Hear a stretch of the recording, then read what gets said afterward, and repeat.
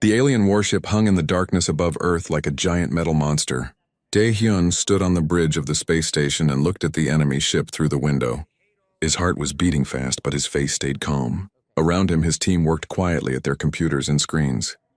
"They are calling us again," said Jiwoo. She was the communications officer and looked worried. Dae-hyun pulled his uniform straight. "Put them on the screen." The screen came alive with the image of an alien creature. It looked like a giant insect with too many eyes and sharp mouth parts. Its name was Vekthar, and it spoke in a cold, mechanical voice that came through the translation system. "Humans, we have judged your species. You have gone beyond your allowed area. You refuse to obey the council. You made weapons without our permission. You have 72 hours to surrender. Take apart your warships. Let us take control of your planet, or we will destroy you all." The screen went dark. Jiwoo's hands shook a little. "Sir, they have 40 big warships in our space. We only have 12 ships that can fight." "I know how to count," Dae-hyun said quietly.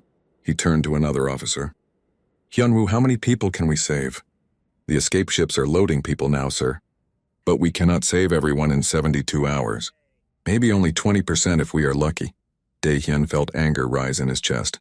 The door opened behind him. Admiral Tae-yang walked in with Dr. Yoonji. She was the head of Earth's secret weapons program. "Commander, I need your bridge," the admiral said. His face was serious. "We are about to do something very dangerous." Yoonji stepped forward. Her eyes were bright with fear and excitement mixed together. "Or something very smart. Depends how you look at it." "What are you talking about?" Dae-hyun asked. Admiral Tae-yang opened a secret file on the main screen. "Project Prometheus. We kept it hidden for 15 years, Dr. Yoonji will explain." The scientist took a deep breath. "The council thinks they know everything about us. They watched us for years. They know our weapons, our ships, our fighting methods. But they don't know that we have been preparing for this day since we first learned we were not alone in space. The council uses the same plan every time," Yoonji continued. "They show up with huge power. They demand surrender. They take over the planet. They make that species part of their empire. It worked every time because every other species thinks like them. They have one government, one homeworld, one command center. But we are different," Dae-hyun said slowly. He was starting to understand. "Exactly right," Admiral Tae-yang said. "Every species they conquered had one central government. When you cut off the head, the body dies. But humanity is different. We are spread out. We have backup plans, and we are about to teach the council what human guerrilla warfare looks like on a space level." Hyunwoo looked up from his station. "Sir, the council ships are moving around our big cities. They want to scare us. Let them," the admiral said. "Dae-hyun, I am giving you permission to send our answer to the council." "What answer, sir?" Admiral Tae-yang smiled, but it was not a happy smile. "Tell them we refuse. Then turn on the Prometheus protocol, every hidden weapon platform, every secret ship, every black site we built in 15 years. It is time the council learned that humans do not surrender," Dr. Yoonji added softly. "And it is time they learned why Earth's best hunter species is also its most angry, when you make it mad." Dae-hyun looked at the faces around him. Jiwoo looked determined. Hyunwoo looked steady and ready. The admiral looked like iron. He thought about the billions of humans on Earth below. He thought about the colonies on other planets. He thought about the children who would live in whatever future they made today. "Send the message," he said. "And may any gods who are listening forgive us for what comes next." The message went out into space. It was simple and clear. No. Earth refuses to surrender. Vekthar could not believe what he was seeing. The humans said no. Actually said no. In all his years of service, no species had ever refused after seeing the power of a council fleet. "Scan the human ships," he ordered his officer. "Tell me if they are preparing to fight or run." "Neither, sir," the officer said. He sounded confused. "Their military ships are spreading out, moving away from Earth. Their defense stations are turning off power. It makes no sense." Vekthar thought about this. "They are running away from their home world. We will hunt them down one by one. Prepare to attack the main cities. We will leave some humans alive to work for us, but we need to break their spirit first." "Ready to fire, sir." "Fire the weapons." The council ships attacked. Energy beams and missiles rained down on Earth cities. New Seoul, New Tokyo, the Atlantic Arcology, the Sahara Dome. But when the weapons hit, something unexpected happened. The attacks hit shields. Impossible shields that should not be there, report. Vekthar shouted. The cities are protected, sir. They have planetary shield generators. But our scans showed no such technology. Because they hid them, Vekthar said angrily. Scan for underground installations now. The display lit up like stars in the sky. Hundreds of hidden facilities all over the planet, all turning on at the same time. Sir, we are detecting weapons. Orbital defense platforms appearing all around us. The first human railgun round hit Vekthar's flagship hard. It punched through shields that should have stopped anything. Alarms screamed. The bridge tilted as explosions ripped through the ship. Dodge them. Fire back! But the humans had planned their trap perfectly. The orbital platforms were not just firing bullets. They were launching swarms of small, fast objects that covered the council ships like angry bees. Boram watched from her stealth ship as the first phase of the plan worked. Around her, the crew monitored data from hundreds of drones attacking the council fleet. They are adapting to the drone swarms, said Minseo. Turning on point defense. We expected that, Boram said calmly. Begin phase 2. Launch the Hornets. Her ship and 11 other hidden ships released their special weapons. The Hornets were small missiles with short-range teleport drives. They would jump directly inside enemy ships, go past the shields completely, and explode. On the Council flagship, Vekthar watched 3 of his big ships explode from the inside. Their shields were useless against attacks that ignored them completely. How are they doing this? His officer cried out. Vekthar's mind worked fast. The humans had tricked them, made them think Earth was helpless, drew them in close, then surprised them with weapons the Council never saw before. But the Council still had more ships. They could still win this, all ships full power to engines. Pull back to high orbit and regroup. We will attack from far away where their weapons cannot reach us. Sir, multiple ships jumping into the system. Human vessels arriving. The display exploded with new dots, not just military vessels. There were civilian ships, cargo haulers, mining ships, even old colony ships that should have been scrapped. All of them had weapons now. All of them were coming at the Council fleet. Sung Ho commanded one of those converted cargo ships. His crew was made up of miners, engineers, and farmers. Regular people who volunteered to fight. All weapons target that cruiser, he ordered. Hit them with everything. Sir, their shields are still up. Our weapons will not get through. That is not the point, Sung Ho said. We are not here to win. We are here to make them pay for every bit of space they take. Now fire!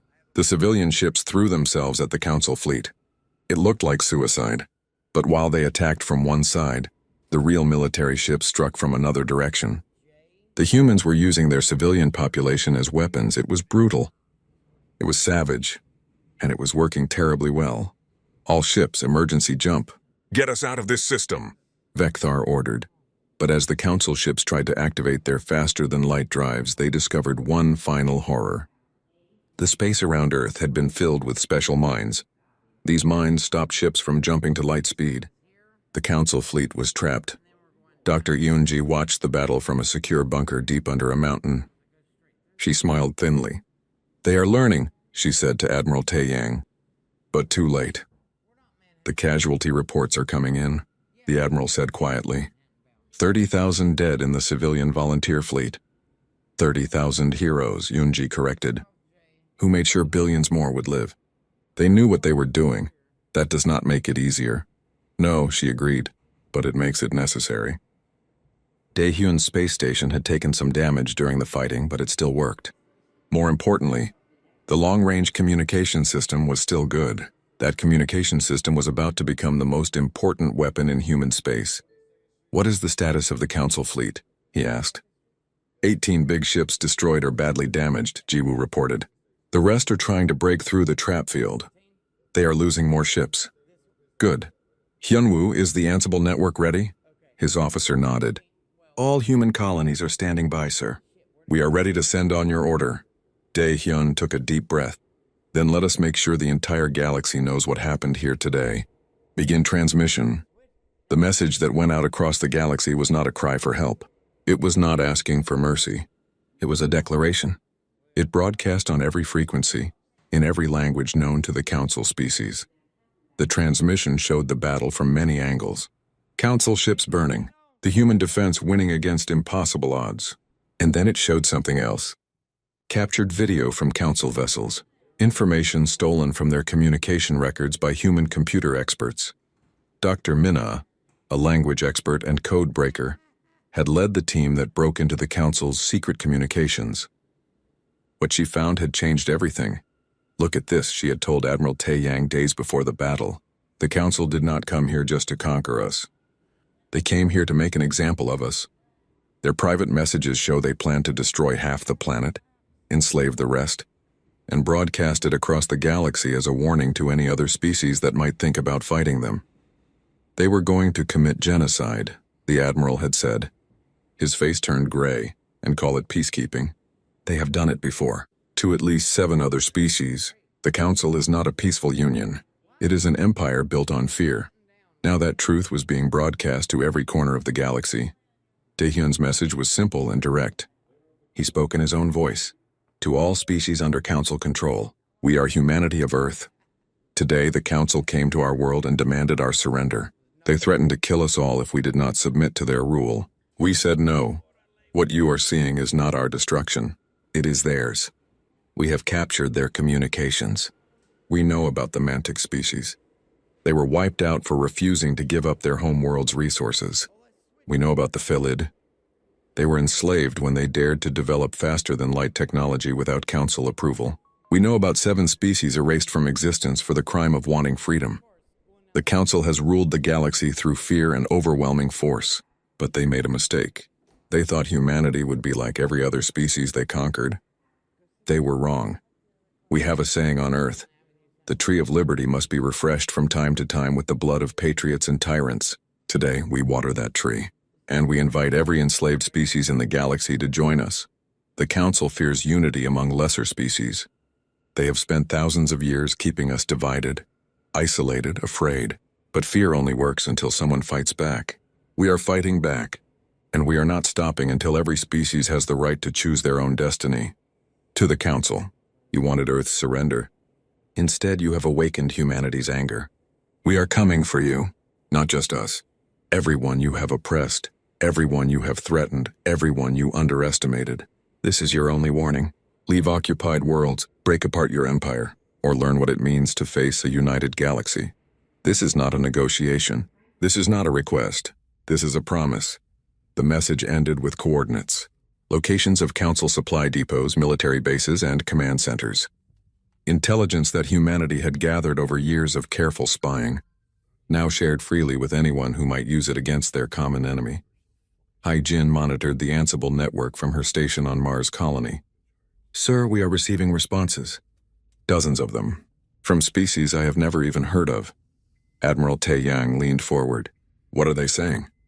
"They are thanking us.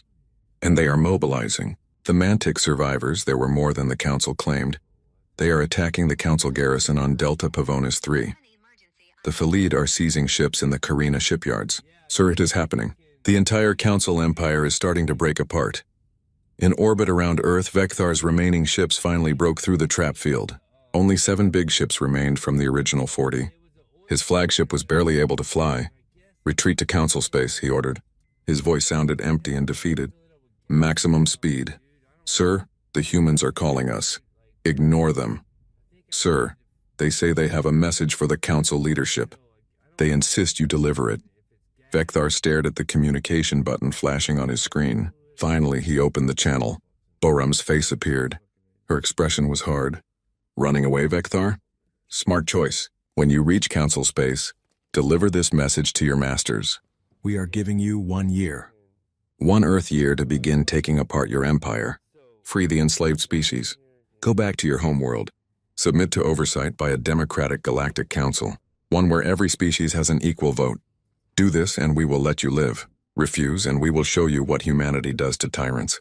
We have your ship movements, your supply lines, your command codes. We have allies now. Species you thought you had broken. And we have time. We are a patient species when we need to be. 1 year, Vekthar. The clock starts now." The transmission ended. Vekthar slumped in his command chair. He stared at the shrinking image of Earth, a small blue world that had just shattered the Council's image of being unbeatable. His officer spoke carefully. "Sir, what do? We deliver the message," Vekthar said quietly. And we pray to whatever gods listen that the council is smart enough to surrender. The council's Grand Assembly met in emergency session on Primus. This was the capital world where representatives from the 18 council member species gathered to maintain their grip on the galaxy. The circular chamber was built to intimidate with its huge size. Now it felt small and choking as desperate voices echoed off the walls. Council Speaker Thelrus raised his clawed hand for silence. Order, we must have order. But order was exactly what the council was losing. 7 colony worlds have declared independence, shouted one representative. The human virus is spreading. It is not a virus, countered another representative, one of the younger members. It is a revolution, one that we caused with our own arrogance. Heresy, Thelrus hissed. The council maintains order. Without us, the galaxy would fall into chaos.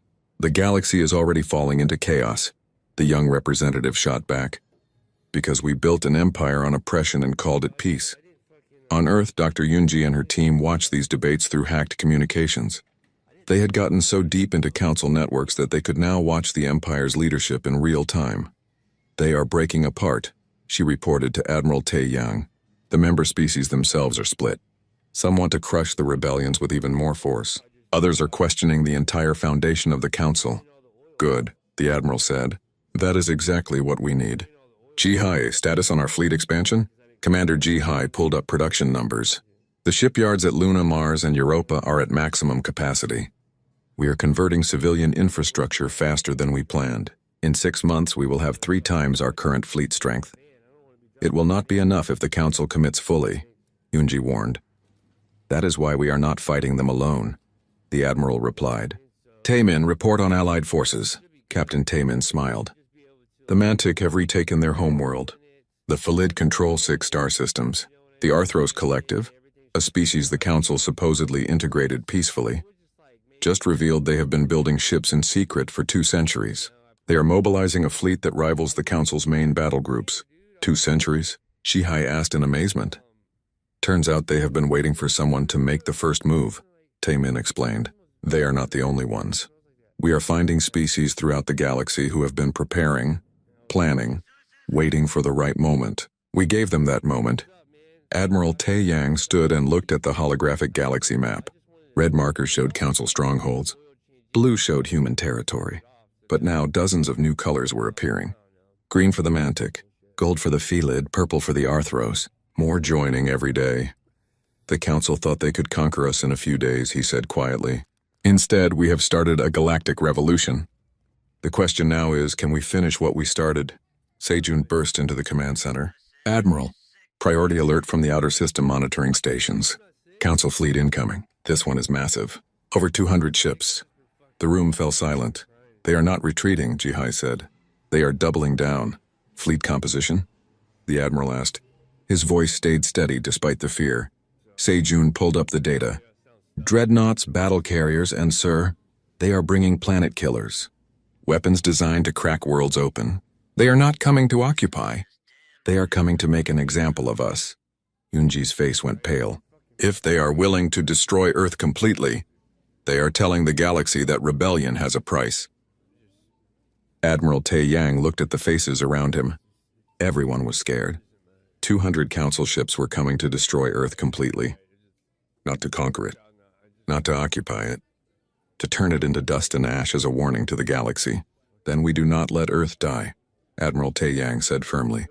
He activated the Ansible network that connected all the Allied forces. This is Admiral Tae Yang of the Human Defense Initiative to all Allied forces. The Council is sending a fleet to destroy Earth. We need help. Anyone who can reach our system in the next 48 hours, we are asking. No, we are begging, come to our aid. Do not let humanity's homeworld become the galaxy's grave. The responses came within minutes. Mantic fleet on the way. We remember what they did to us. We will not let them do it to you. Phalid strike force jumping in 36 hours. Hold the line, humans. Arthros Collective Battle Group deploying. The Council ends here. More messages flooded in. Species that had been silent for decades. Species that had hidden their strength. Species that had waited for this exact moment. They were all coming. Sujin commanded the destroyer called Defiant. It was one of the outer guard ships. She watched as the Council fleet dropped out of faster-than-light travel at the edge of the solar system. It was a wall of ships that blocked out the stars. "Contact Admiral Tae Yang," she ordered her communications officer. "Tell him they are here." And they brought a lot of ships. "Ma'am, our allies are jumping in." Reading Mantic signatures, Felid cruisers, Arthros dreadnoughts. "Ma'am, we are outnumbered but not alone." Su Jin smiled grimly. "Then let us give the Council their second lesson in human warfare. All ships, battle formation. Today we do not fight for Earth alone. We fight for everyone who has ever been told they had no choice but to kneel." The two greatest fleets ever assembled in galactic history faced each other across the void. The fate of countless worlds hung in the balance. Admiral Tae Yang watched from the command center as the two massive fleets closed on each other. The Council had brought 237 ships. Humanity and its allies had 184. The numbers favored the Council, but this was not the same fight they expected. "Enemy dreadnoughts are charging their planet-killer weapons," reported Yoon Seo from Tactical, "targeting Earth, Mars, and Venus at the same time. If those beams fire, they will not," Admiral Tae Yang interrupted. "Eunji now." Deep in the asteroid belt, dozens of hidden platforms activated. Dr. Yoonji's final surprise: gravity well generators, technology reverse-engineered from captured Council equipment, and improved with human cleverness. They created localized space distortions that made faster-than-light travel impossible, and they destabilized the exotic energy of planet-killer weapons. On the Council flagship, Vekthar had been recalled to command despite his previous defeat. He watched in horror as his dreadnought's main weapon suddenly went critical. "Shut them down! Emergency vent!" Two dreadnoughts could not vent fast enough. They exploded in brilliant flashes. 4 escort cruisers went with them. "It is a trap," Vekthar whispered. "Again, they have turned our own weapons against us." "All ships engage at close range," he ordered. "We end this with traditional weapons. No more tricks." But humanity had plenty of tricks left. Boram led a squadron of stealth frigates through the chaos of battle. "All ships activate the Phantom Protocol." The frigates split up. Each one projected dozens of false sensor signals. To the Council's scanners, 12 ships suddenly looked like 200. Confused and overwhelmed, Council point defense systems could not tell real threats from fake ones. By the time they figured it out, the real missiles were already inside their shield boundaries. Kyungmin piloted one of the new Valkyrie fighters. These were small craft that could dance between capital ships' blind spots. His wingmate, Ji-sung, stayed tight on his wing as they dove toward a Council battle carrier. "Remember the simulations," Kyungmin said. "Target the flight deck hangar bay. One shot, then we are gone." "One shot is all we need," Ji-sung replied. They released their weapons. Armor-piercing torpedoes with delayed fusion warheads. They pulled away at maximum acceleration. Behind them, explosions bloomed inside the carrier. Secondary blasts ripped through its internal decks. It began to tilt and list, venting atmosphere and debris into space. But the human forces were taking losses too. The converted civilian freighter called Rising Hope took a direct hit from a Council plasma beam. Its shields were overwhelmed. It broke apart, taking its crew of 300 with it. The destroyer Vigilant rammed a Council cruiser to protect a colony transport. Both ships died in the collision. "Casualty reports are coming in," Ji-hai said quietly to Admiral Tae Yang. 15 ships lost, 23 severely damaged, and the Council, 42 destroyed. 61 damaged. "Admiral, we are winning." The tide had turned, but at terrible cost. Then the Arthros Collective's fleet arrived. The Arthros had been planning their revenge for 2 centuries. Their ships reflected that patience. Each vessel was a work of deadly art, sleek, powerful, and equipped with weapons the Council had never seen before. They hit the Council's flank like a hammer. Their coordinated strike showed the value of centuries of preparation. Within the Council fleet, chaos spread. Ship captains began to question their orders. Why were they dying for an empire that treated them as expendable? Why were they fighting to suppress species that only wanted freedom? One by one, ships began to break formation. Some retreated. Others simply stopped firing. A few, ones crewed by species that had suffered under Council oppression, turned their weapons on their former allies. Vekthar watched his fleet fall apart. "All ships fall back." "Retreat to..." "Sir, we are receiving a transmission from Council leadership on Primus." Council Speaker Thelrus appeared on screen. His expression was defeated. His body language showed surrender. "All Council forces cease fire. I repeat, cease fire. We surrender." The bridge fell silent. What? Vekthar breathed. The member species have voted, Thalras continued. His voice was hollow and empty. The council as it was is dissolved. We accept humanity's terms. All occupied worlds will be freed. All enslaved species will be granted autonomy. We submit to the formation of a new galactic government, one built on equality rather than dominance. Vekthar slumped in his chair. He looked at the carnage on his displays. 2,000 years of council dominance ended in less than 6 months by a species they had dismissed as primitive savages. On Earth, Admiral Taeyang broadcast the stand-down order to all Allied forces. The ceasefire took hold. Suddenly, the void was silent, except for rescue operations beginning to recover survivors from disabled ships. Dr. Yunji joined him in the observation deck. Both of them looked down at Earth. It was scarred by the initial attack, but still alive, still defiant. We did it, she said softly. We actually did it. At what cost? The Admiral asked. 100,000 dead. Twice that wounded.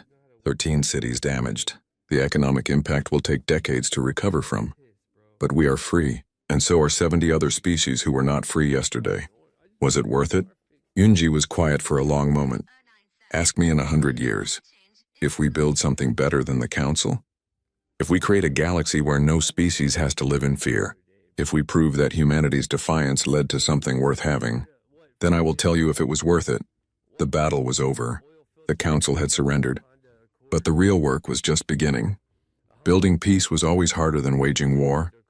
Creating something better than what came before required wisdom, patience, and cooperation. Admiral Taeyang knew that the galaxy was watching. Humanity had torn down an empire. Now they had to prove they could build something better, something fair, something that respected the freedom and dignity of every species. It would not be easy. There would be setbacks. There would be species that wanted revenge. There would be former council members who resented their loss of power. But for the first time in thousands of years, the galaxy had a chance at real peace. Not peace through domination, peace through mutual respect. The stars shone down on Earth, on Mars, on Venus, on all the human colonies scattered across space, and beyond them, on all the worlds that had just won their freedom. The future was uncertain, but it was theirs to shape. 6 months passed after the surrender. The galaxy was changing in ways no one could have imagined before. Representatives from 93 different species gathered on a neutral world. They came together to write the Articles of Galactic Unity, a new set of laws and rules that would govern how species interacted with each other. Humanity insisted on being just one voice among many. They refused to replace the Council's dominance with their own. This surprised many species. They expected humans to demand special privileges after their victory. But Admiral Taeyang had been clear from the start. They fought for freedom, not power. Jiwoo, now promoted to commander, served as part of the human delegation. She watched as former council species worked alongside those they had oppressed. It was not always easy. There was anger. There was resentment. There were centuries of pain that could not be erased with simple words. But slowly, carefully, they found common ground. They all wanted the same thing: peace, freedom, a chance to build their own futures. Sung Ho had survived the battle despite heavy damage to his ship. Now he helped coordinate the massive humanitarian effort to rebuild worlds devastated by Council occupation, or the fighting that followed. He worked with teams from dozens of species, engineers, doctors, farmers, teachers, all coming together to heal the wounds of war. It is strange, he told his second-in-command one day. They were overseeing the reconstruction of a mantic colony world. 6 months ago, we were trying to kill each other. Now we are building schools together.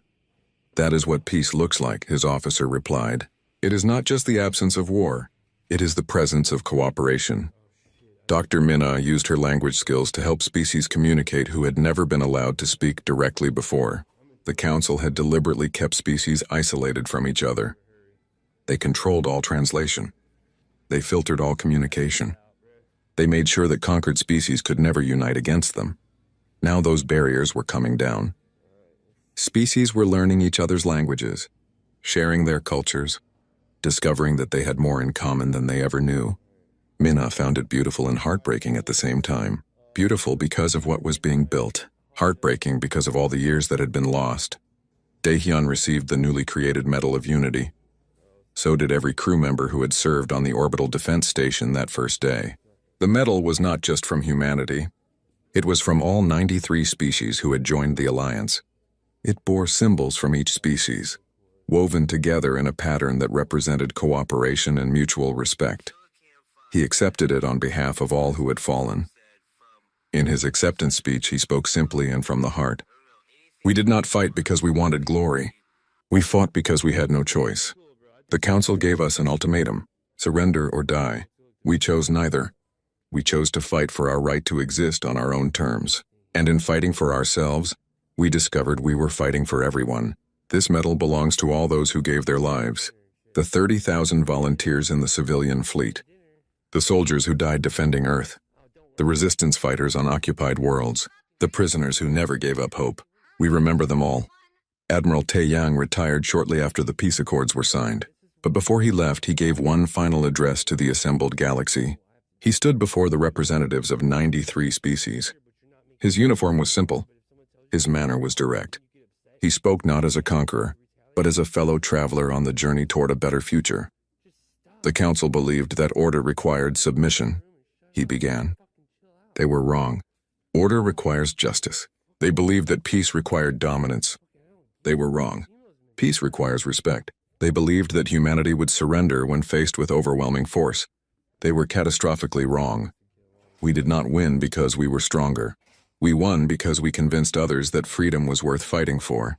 We won because we proved that tyranny, no matter how old or how powerful, can be defeated when people stand together. The galaxy today is not what it was. We have torn down an empire. Now comes the harder task: building something better. A galaxy where every species has a voice, where might does not make right, where the measure of civilization is how we treat the least powerful among us, not the most powerful. This is humanity's promise to the galaxy. We will never become what we fought against. We will never demand your surrender. We will never claim dominion over others. And if we ever forget these principles, we invite you to remind us, forcefully if necessary. The Council demanded Earth's surrender. What happened next shook the galaxy. But what happens tomorrow? That is up to all of us together. The assembly hall erupted in applause, not just from the human delegation, from every species present. They understood what Taeyang was saying. The revolution was not just about destroying the Council. It was about creating something that had never existed before. A truly democratic galactic society. But not everyone was happy with the changes. There were former Council species who resented losing their privileged position. There were resistance cells that wanted revenge rather than reconciliation. There were criminal organizations taking advantage of the chaos. And there were species on the edge of Council space who had not yet heard the news. Boram found herself leading missions to these distant regions. Her stealth frigate was perfect for making first contact with isolated worlds. Some welcomed the news eagerly. Others were suspicious. A few tried to fight, thinking it was another Council trick. Patience, she told her crew. We cannot force freedom on anyone. We can only offer it and let them decide. On one such mission, they encountered a species called the Voran. They had been under Council rule for 800 years. When Boram explained that the Council was gone, their leader simply laughed. You lie, the Voran leader said. The Council cannot be defeated. They are eternal. This is a test of our loyalty. Boram showed them the broadcasts, the battle footage, the surrender, the testimonies from other species. Still, the Voran leader refused to believe. We have lived under the Council for so long, he finally admitted, his laughter dying. We have forgotten how to be free. We do not know what to do without them telling us. Then learn, Boram said gently. It will take time. It will be difficult. But you are not alone. Every species in the Alliance went through this. We will help you. If you want our help. The Voran leader looked at his people, then back at Boram. Teach us, he said. That became the pattern across the galaxy. Species learning to be free again, or learning to be free for the first time. Humanity and their allies did not impose their will.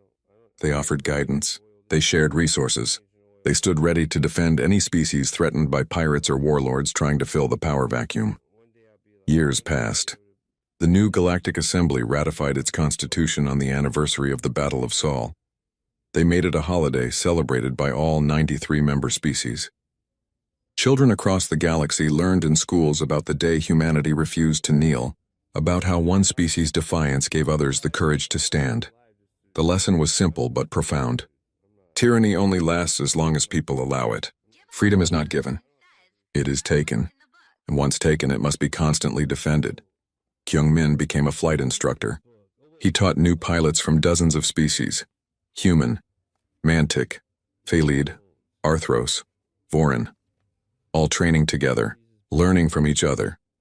Remember, he would tell each class of recruits, we did not fight for glory. We did not fight for conquest. We fought because when someone tries to take your freedom, your home, your right to exist on your own terms, you fight back. And if you are lucky, really lucky, you inspire others to fight back too. That is what humanity did. We showed the galaxy that no is a complete sentence, that resistance is possible, that the future belongs to those brave enough to demand it. Never forget the cost, never forget the fallen, and never ever forget that freedom, once won, must be constantly defended. His students listened carefully. They understood. They had all grown up hearing the stories. They knew what had been sacrificed, and they were determined to honor that sacrifice by protecting what had been won. The galaxy was not perfect. There were still conflicts, still disagreements, still species that struggled with their newfound freedom, but it was better. It was fairer, and most importantly, it was theirs. Not controlled by an empire from above, but shaped by every species working together. The stars shone down on a changed galaxy. One where every species had a voice, where freedom was a right, not a privilege granted by the powerful, where the future was uncertain but full of possibility. 10 years had passed since the Battle of Seoul. A new generation was growing up in a galaxy they barely recognized from the history books. Children who had never known council rule, who had never lived in fear of the empire. They took freedom for granted the way children should. But those who remembered the old days knew better. Freedom was fragile. It required vigilance. It required sacrifice. And sometimes it required hard choices. Dae-hyun stood on the bridge of a new kind of vessel, not a warship, a peacekeeping cruiser, part of the Galactic Assembly's joint fleet, crewed by members of 20 different species working side by side. His second-in-command was a mantic named Click Whistle, though the translation always rendered it as Brightwater. His tactical officer was Phalid. His engineer was Arthros. Contact approaching at high speed, Brightwater reported. Unknown configuration. Not broadcasting any identification codes. Hail them, Dae-hyun ordered. Standard protocol. No response came back. They are powering weapons, the Phalid tactical officer said. Sir, I think we found pirates. The power vacuum after the council's fall had created opportunities for criminals. Some were former council military who refused to accept the new order. Others were opportunists taking advantage of the chaos. The Galactic Assembly had formed joint peacekeeping fleets to deal with them. Battle stations, Dae-hyun said calmly. Target their engines only. We are here to arrest them, not kill them. The brief engagement was over quickly. The pirate ship's engines were disabled. Boarding teams secured the vessel. Inside, they found not hardened criminals, but desperate refugees. Former council bureaucrats who had lost everything when the empire fell, who had turned to piracy out of desperation, not evil. What do we do with them? Brightwater asked. Dae-hyun thought about it. Take them to the nearest assembly station. They will face trial, but also make sure they get legal representation, and that their families are taken care of. We broke the system that supported them. We have a responsibility to help them find a place in the new one. It was not always that simple. Not every criminal was a desperate refugee. Not every conflict could be resolved peacefully. But the assembly tried. That was what made them different from the council. They tried to find solutions that respected every life, even those of their enemies. On Earth, Dr. Yoon-ji had transitioned from weapons research to xenobiology. She studied the incredible diversity of life across the galaxy. After spending so many years figuring out how to destroy things, she wanted to spend the rest of her life understanding them instead. Her current project involved the Vorin. They were having trouble adapting to their freedom. 800 years of conditioning was hard to break. They kept asking for orders, for guidance, for someone to tell them what to do. Gunji was working with Vorin scientists to understand the psychological impact of long-term subjugation. It is not just a matter of will, she explained to a colleague. The council literally changed how these species thought. Through education, through propaganda, through punishment and reward. Undoing that takes time and patience, and how much time? Her colleague asked. Generations, probably, but every generation will be a little more free than the last. That is how progress works, slow and steady. Admiral Tae-yang had retired to a small farm on Earth. He grew vegetables and raised chickens. People often came to visit him seeking advice or wisdom.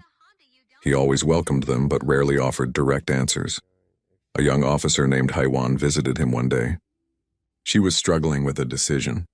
Her fleet group had encountered a species that was not part of the assembly. They were being attacked by a neighbor species. Both sides claimed the other started it. Both demanded assembly intervention. What should I do? She asked Tae-yang. If we intervene, we might make things worse. If we do nothing, people will die. The old admiral smiled. You are asking the wrong question. You are asking what you should do. The question is what they need. Talk to both sides. Listen to their grievances. Find out what they are really fighting about. Usually it is not what they say it is. Usually it is fear, or misunderstanding, or some old wound that never healed. And if they will not talk, then you make them talk. Put yourself between them. Make it clear that if they want to fight, they will have to go through you. Most conflicts end when the cost of fighting becomes higher than the cost of talking. And if that does not work, Tae-yang's smile faded, then you do what you must. You save who you can. You minimize the harm, and you remember that you cannot save everyone. No one can, but you try anyway, because that is what separates us from the council. They never tried. Haiwan left feeling not entirely satisfied, but somehow clearer. The old admiral had not given her easy answers, but he had given her a framework for thinking about the problem. That was more valuable. Jiwoo served as Earth's ambassador to the Galactic Assembly. It was her job to represent humanity's interests, while also working toward the common good. It was a difficult balance. Some humans felt the assembly asked too much of them. Others felt humanity was not doing enough to help struggling species. We cannot please everyone, she told her staff. We can only try to do what is right. And sometimes what is right is not what is popular. The assembly was debating a proposal to share advanced technology with less developed species. Some members argued it would help them catch up. Others worried it would be misused. Humanity was split on the issue. Jiwoo cast humanity's vote in favor. We benefit from standing on the shoulders of giants, she said in her speech. Species that came before us that developed technologies we built upon. We have a moral obligation to extend that same opportunity to others. Yes, there are risks, but there are greater risks in creating a galaxy of haves and have-nots. The measure passed narrowly. Time would tell if it was the right decision. Sung-ho continued his humanitarian work. He had become an expert in post-conflict reconstruction. He had helped rebuild 17 worlds in 10 years. Each one taught him something new. Each one reminded him why they had fought. On a world called Theta Meridian, he met a child. She was from a species that had been enslaved by the council for generations. She asked him a simple question. Why did you help us? We are not human. You did not know us. Sung-ho knelt down to her level. Because freedom is not something you earn. It is something you have just by being alive. And when we see someone whose freedom is being taken away, we have a choice. We can look away, or we can help. We chose to help, but it cost you a lot. People died. Yes, Sung-ho said quietly. Many people died. Good people. Brave people. They died so that you could ask me this question. So that you could live without fear. So that you could choose your own path. That is what made them heroes. Not that they fought, but what they fought for. The child thought about this. I want to be like them when I grow up. Then be free, Sung-ho said. Live your life the way you choose. Follow your dreams. That is the best way to honor their sacrifice. The galaxy continued to change. New species joined the assembly. Old wounds slowly healed. Technology advanced. Culture flourished. Art and music and literature spread across the stars. Species that had been isolated for millennia discovered each other, fell in love, created new cultures together. It was not perfect. There were still conflicts, still setbacks, still moments of darkness, but overall the arc bent toward justice, toward freedom, toward a future where every species could determine their own destiny. 20 years after the Battle of Saul, the Galactic Assembly commissioned a memorial. It was not built in any one place. It was a network of monuments across the galaxy. Each one bore the names of those who had died fighting for freedom. Human names, Mantic names, Felid names, Arthros names, Vorin names. Hundreds of species represented. At the dedication ceremony, an old Mantic veteran spoke. He had fought in the liberation of his homeworld. We gather here to remember the cost of freedom, to honor those who paid it, but also to renew our commitment. Freedom is not a destination. It is a journey, one that each generation must make for themselves. We cannot rest on the victories of the past. We must remain vigilant. We must remain committed. We must teach our children what freedom means and why it matters. The Council demanded Earth's surrender. Humanity said no. And in saying no, they changed everything. They showed us that tyranny is not inevitable, that empire is not eternal, that a better world is possible if we are brave enough to fight for it. Let us never forget, and let us never stop fighting. The memorial stood as a testament to what had been lost and what had been gained, a reminder that freedom always has a price, but it is a price worth paying. The stars shone down on a galaxy transformed. Where once an empire had ruled through fear, now a community governed through cooperation. Where once species lived in isolation, now they lived in connection. Where once the future was dictated by the powerful, now it was shaped by everyone together. It was not the end of the story. It was barely the beginning. But it was a beginning worth having, a foundation worth building on, a future worth fighting for. And somewhere in the vastness of space, new challenges were already arising. New threats, new opportunities, new questions that would need answering. But the galaxy was ready, because they had learned the most important lesson. When faced with tyranny, when faced with impossible odds,